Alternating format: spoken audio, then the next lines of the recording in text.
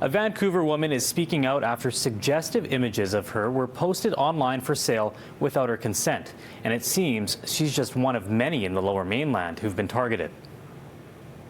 Don't even know how they got those angles. I don't even know how I didn't even notice that there was someone that close to me. Amanda Gill says those images were focused on particular parts of her body. Did you feel violated? Definitely an invasion of privacy.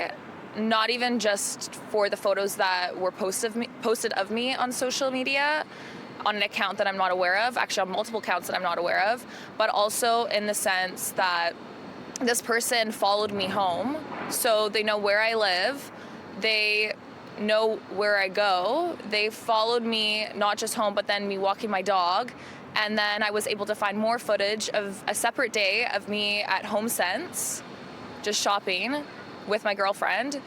So it makes you feel unsafe. Those videos were shared to TikTok, a social networking app, and traced back to a website called Spandex Teens, where they can be purchased. Is this considered a cyber crime? Whether it's cyber or not, it doesn't look like it is an actual crime. The people videotaping or being videotaped might feel threatened, in which case it's leading up to assault.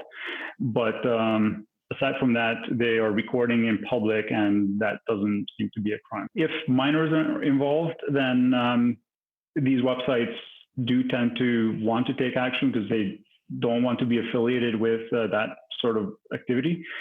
The difficulty becomes proving that that is a minor. Voyeurism and people taking photos is kind of that, it's a very gray area, and we don't want people to investigate them themselves, or if they do feel that they are becoming a victim of any type of criminal activity, to contact our non-emergency police line so we can look into it. Gill may not be the only one being targeted. We found hundreds of photos of women and teenagers taken from inappropriate angles throughout the Lower Mainland, in places like Holland Park, the Richmond Oval, and more. Every incident is going to be taken on its own merit. For someone taking photographs in public, obviously it's not illegal.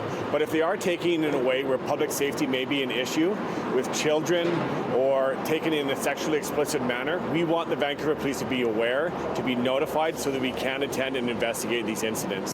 Richard Frank, the director of the International Cybercrime Research Center, says a permanent solution isn't just a click away.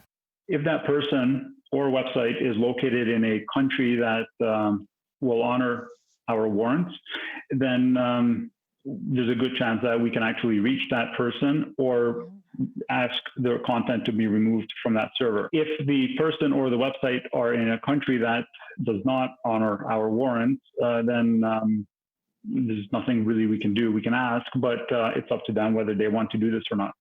Local authorities are asking people to take action if you feel victimized.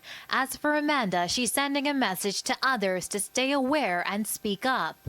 Be aware of your surroundings. That is the most important. You never know who you're walking by on the street. You never know who you may bump into. You never know their intentions.